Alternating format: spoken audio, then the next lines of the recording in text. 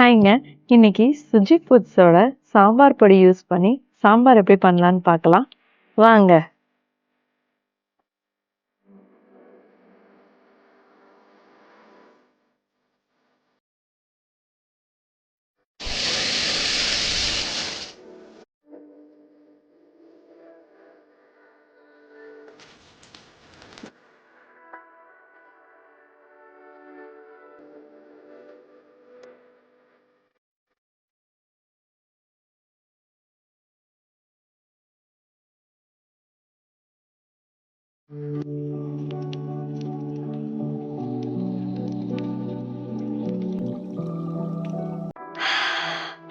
இப்போ ரசப்பொடி யூஸ் பண்ணி ரசம் எப்படி பண்ணலான்னு பார்க்கலாமா? வாங்க.